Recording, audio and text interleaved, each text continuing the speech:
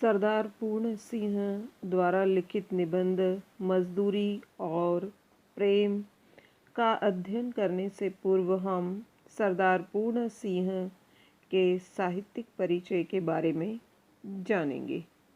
इनका जन्म सन 1881 ईस्वी और मृत्यु सन 1931 ईस्वी में हुई। सरदार पूर्ण सिंह हिंदी के मूर्धन्य निबंधकार थे। प्रतिभाशाली हिंदी, अंग्रेजी और उर्दू के मर्मज्ञ विद्वान सरदार पूर्ण सिंह निबंधों में हृदय के सच्चे उद्गार ने विचार, आध्यात्मिकता और चमत्कारिकता की भरमार मिलती है। वे पेशे से शिक्षक होने के कारण अध्यापक पूर्ण सिंह के नाम से प्रसिद्ध थे।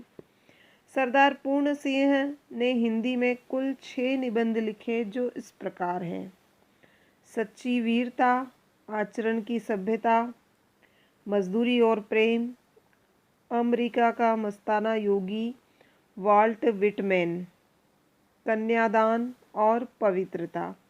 अपने इन 6 निबंधों से ही सरदार पूर्ण सिंह ने हिंदी गद्य साहित्य में अपना गौरवपूर्ण स्थान बना लिया। सरदार पूर्ण सिंह के निबंधों में उदाहरण, दृष्टांत, उद्बोधन शक्ति अत्यंत प्रभावशाली है। विचारों की मौलिकता, भावों की गहनता, शैली की सजीवता, भाषा की शक्तिमत्ता की दृष्टि से उनके भावात्मक निबंध अद्वितीय हैं। चित्रात्मकता और प्रवाहपूर्णता इनका विशिष्ट गुण है। इन्होंने ऐसे निबंधों की रचना की है जिसमें हमारे समक्ष एक चित्र उपस्थित हो जाता है। चित्रात्मक शैली, शब्द चयन, लाक्षणिकता का गुण विद्यमान है। शब्द चयन में लक्षणा शब्द शक्ति का इन्होंने प्रयोग किया है। प्रस्तुत निबंध मजदूरी और प्रेम में मेहनतकश लोगों के श्रम और उसके सच्चे मूल्य की विवेचना की गई है। इस निबंध में लेखक ने मेहनत करने वाले लोगों के सच्चे श्रम और उनके सच्चे मूल्य का वर्णन किया गया है। किसान का खेती करना, गडरिये का भेड़ चराना, किसी मजदूर द्वारा किए गए कार्य का मूल्य केवल पैसे से नहीं आंका जा सकता है। इन श्रमशील लोगों की साधना, महानता, त्याग का मूल्य उनके प्रति प्रेम व सम्मान व्यक्त करके चुकाया जा सकता है। ये जितने भी लेखक ने इस निबंध के माध्यम से बताया है कि जितने भी श्रमिक वर्ग हैं, इनके द्वारा जो कार्य किया जाता है उसका मूल्यांकन पैसों से नहीं किया जा सकता है, क्योंकि इनके कार्य के माध्यम से जो त्याग है, कार्य करने की जो भावना है, उसे केवल अपने प्रेम और सम्मान व्यक्त करके ही चुकाया जा सकता है। हमारा यह कर्तव्य बनता है कि इनके प्रति श्रद्धा एवं स्नेह का भाव अपने हृदय में रखें। ईश्वर के सच्चे प्रतिनिधि वही है जो कठोर श्रम करते हैं तथा सज्जनता और ईमानदारी से जीवन व्यतीत करते हैं। तो यहाँ पर लेखक ने मजदूरी और प्रेम के माध्यम से किसान और श्रमिकों को ईश्वर का सच्चा प्रतिनिधि बताया है और श्रम की महत्ता के बारे में बताया है। यहाँ पर हमने सरदार पूर्ण सिंह के साहित्यिक परिचय के बारे में जाना और उनके द्वारा संकलित निबंध, रचित निबंध मजदूरी और प्रेम के बारे में जाना। तो यहाँ पर 2 प्रश्न बनते हैं कि सरदार पूर्ण सिंह का साहित्यिक परिचय लिखिए। ये एक निबंधात्मक प्रश्न है और लघु उत्तरात्मक प्रश्न के अंतर्गत यहाँ पर जो हमने पाठ परिचय देखा है, इसी में प्रश्न बन जाता है कि मजदूरी और प्रेम निबंध के भाव को स्पष्ट कीजिए या उद्देश्य को स्पष्ट कीजिए। ठीक है, आगे देखिए, मजदूरी और प्रेम। इसके अंतर्गत लेखक ने हल चलाने वाले का के जीवन का वर्णन किया है। हल चलाने वाले और भेड़ चराने वाले प्रायः स्वभाव से साधु होते हैं।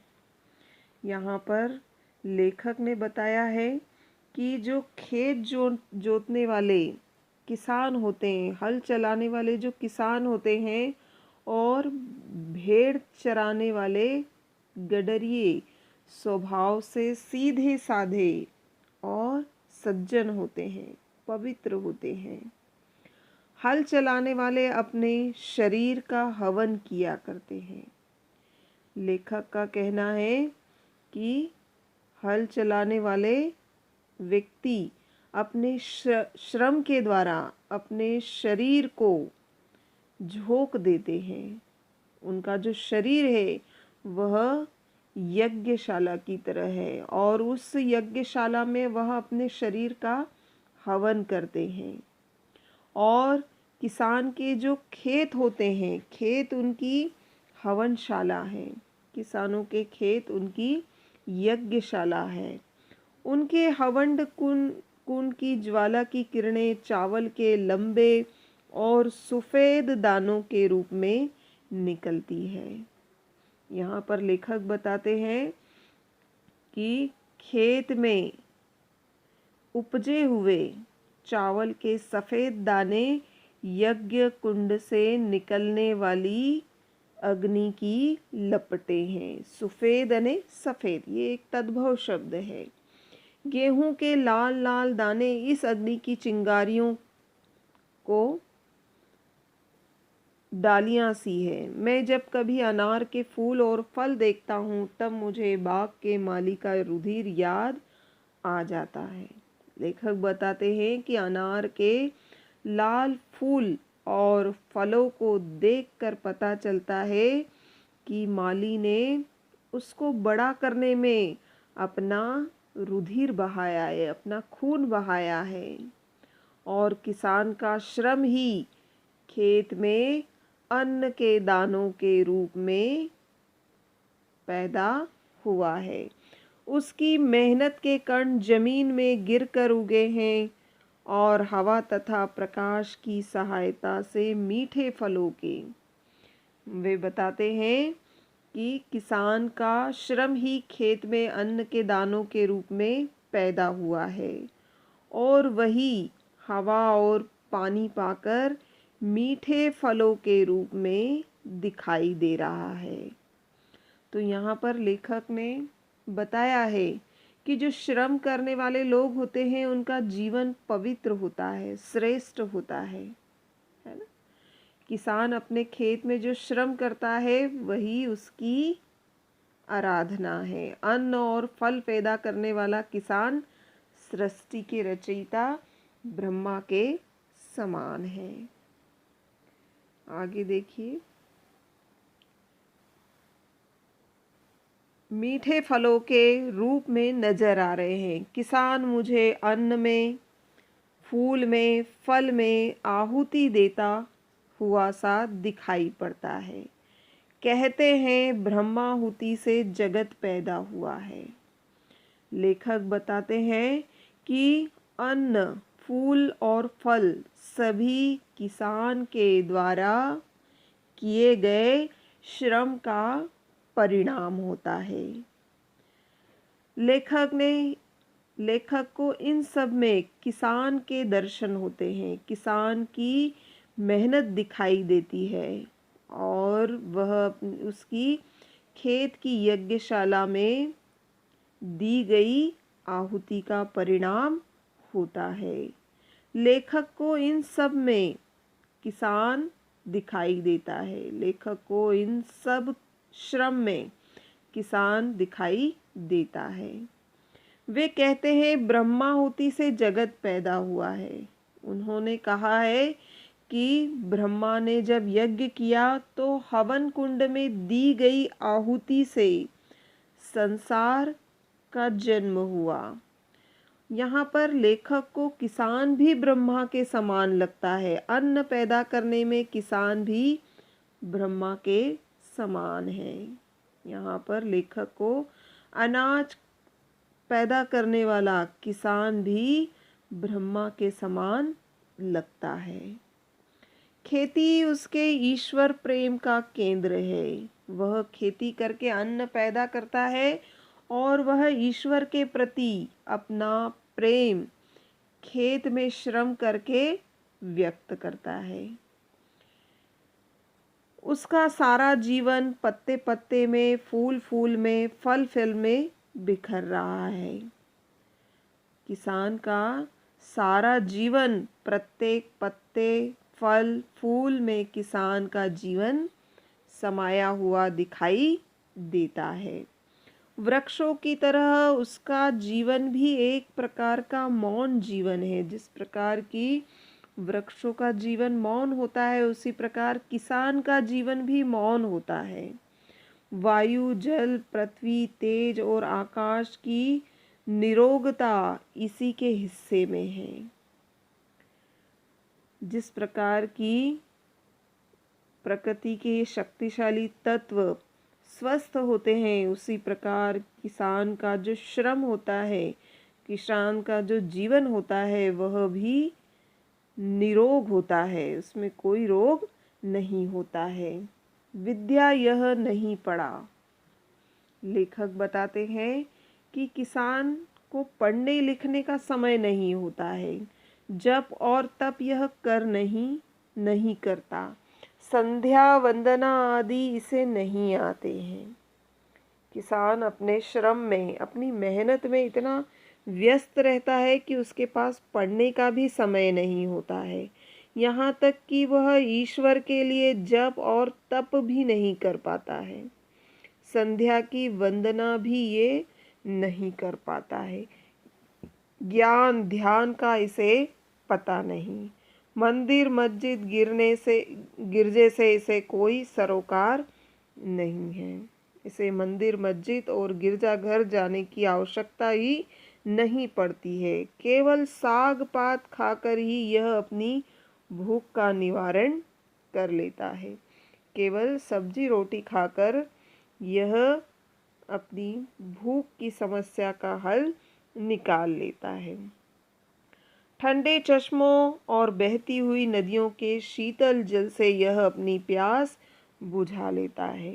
चश्मों ने झरने, ठंडे झरने और बहती हुई नदियों के ठंडे जल से यह अपनी प्यास को बुझा लेता है। प्रातः काल उठकर यह अपने हल बैलों को नमस्कार करता है।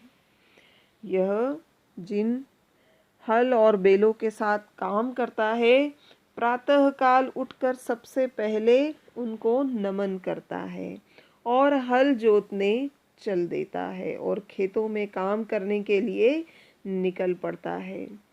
दोपहर की धूप इसे भाती है और यह दोपहर की धूप में भी कार्य करता है। इसके बच्चे मिट्टी में ही खेलकर बड़े हो जाते हैं और इसके बच्चे भी वहीं मिट्टी के साथ खेल कर ही बड़े होते हैं। इसको और इसके परिवार को बैल और गायों से प्रेम है। किसान और किसान के परिवार को बैल और गायों से स्नेह होता है। उनकी यह सेवा करता है। पानी बरसाने वाले के दर्शनार्थ आंखें नीली आकाश की ओर उठती है। यह बैल और हल जो इसके जीवन में काम आने वाली वस्तुएं हैं, उनका यह ध्यान रखता है। और यही नहीं, पानी बरसाने वाले नीले आकाश की ओर इसकी नज़र बार बार उठती रहती है। नयनों की भाषा में यह प्रार्थना करता है। उस नीले आकाश को देखकर अपनी आँखों के माध्यम से ही पानी बरसने की यह प्रार्थना करता है। साय और प्रातः, दिन और रात विधाता इसके हृदय में अचिंतनीय और अद्भुत आध्यात्मिक भाव की वृष्टि करता है। शाम और सुबह, दिन हो या रात, ईश्वर भी इसके हृदय में बिना किसी चिंता के अनोखे ईश्वरीय भावों की वर्षा करता है। यदि कोई इसके घर आता है तो यह उनको मृदु वचन, मीठे जल और अन्न से तृप्त करता है। लेखक बताते हैं कि यदि किसान के घर कोई आ जाता है तो वह अपने कोमल वाणी से और मीठे जल और अपने द्वारा उगाए गए अनाज से आने वाले व्यक्ति को संतुष्ट करता है। धोखा यह किसी को नहीं देता। इसके मन में किसी के प्रति छल कपट नहीं होता है। यदि इसको कोई धोखा दे भी दे, इसका इसे ज्ञान नहीं होता है। यदि कोई इसके साथ छल कपट करता है तो इसे पता भी नहीं चलता है, क्योंकि इसकी खेती हरी भरी है, गाय इसकी दूध देती है। क्योंकि यह केवल इतना जानता है कि इसके खेत हरे भरे हैं और यह जिस गाय का पालन पोषण करता है वह दूध देती है।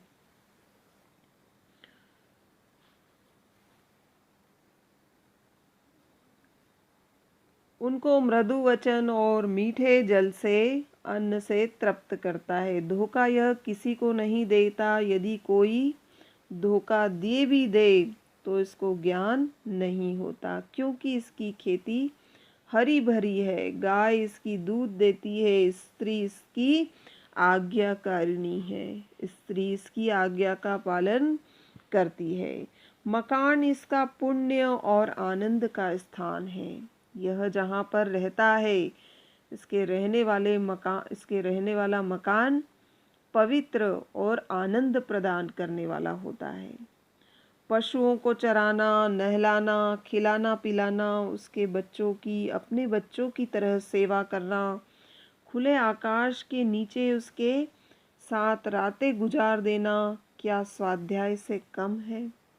लेखक विचार करते हैं कि यह जिन पशुओं को अपने पास रखता है, उन्हें चराना, उन्हें नहलाना धुलाना, जिस तरह वह अपने बच्चों की देखभाल करता है, उसी तरह उन पशुओं की बच्चों की देखभाल भी करता है और उनके साथ ज़रूरत पड़ने पर रातें भी गुजार देता है। लेखक विचार करते हैं, यह किसी पूजा से कम नहीं है।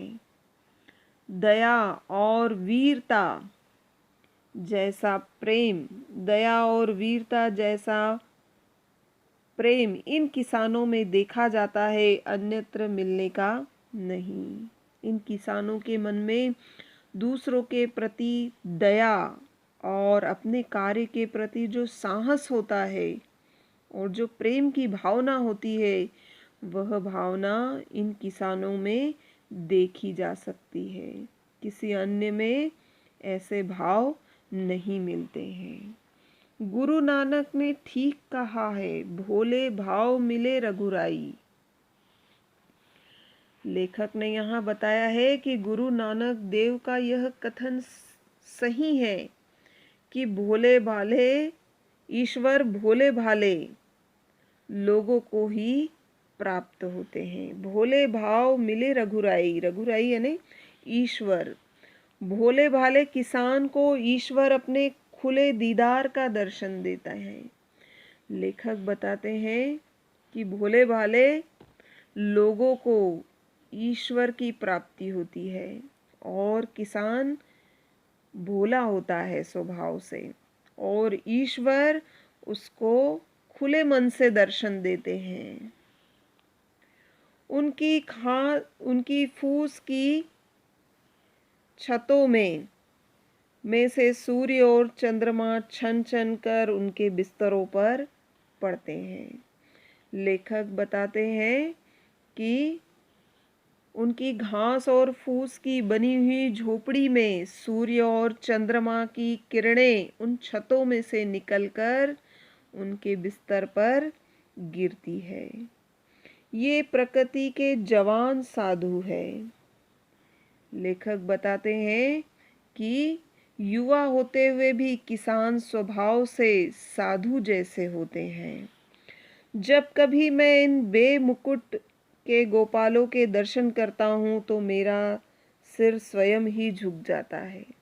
ये किसान गायों का पालन करने वाला होता है, किंतु इनके सिर पर श्री कृष्ण के समान उनके सिर पर कोई मुकुट सुसज्जित नहीं होता है। लेकिन लेखक कहते हैं कि जब मैं इन लोगों को देखता हूँ तो मेरा सिर इनके सम्मान में स्वयं ही झुक जाता है।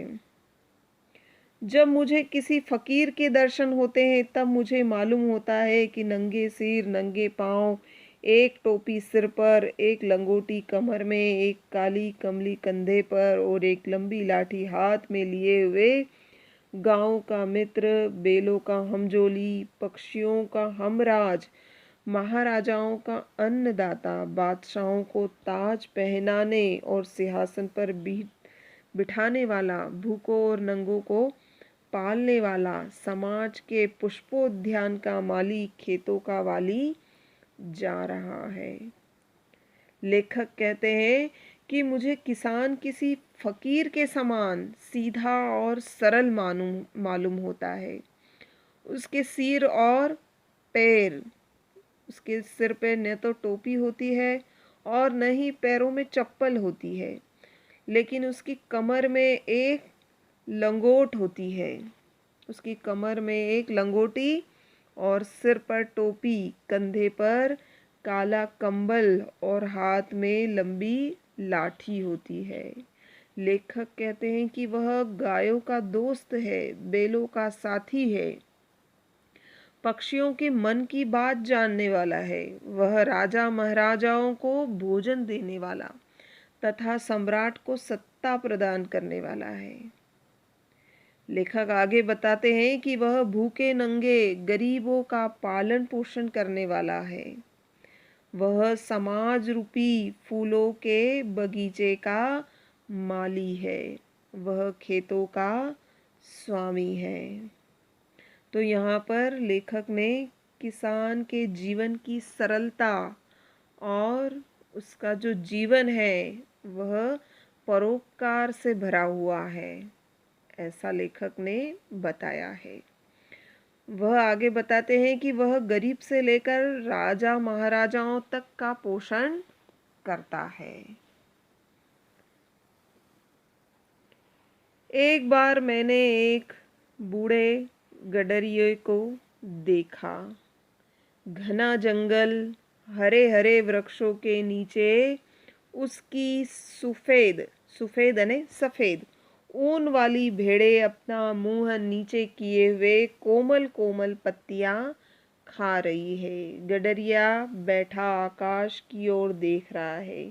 ऊन काटता जा रहा था।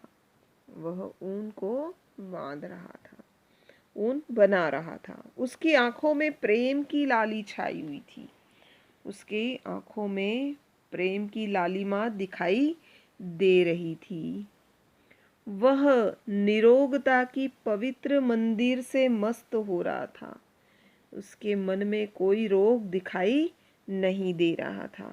बाल उसके सारे सफेद हैं, और क्यों न सफेद हो। सफेद भेड़ों का मालिक जो ठहरा, परंतु उसके कपोलों से लाली फूट रही थी। कपोलों ने गाल।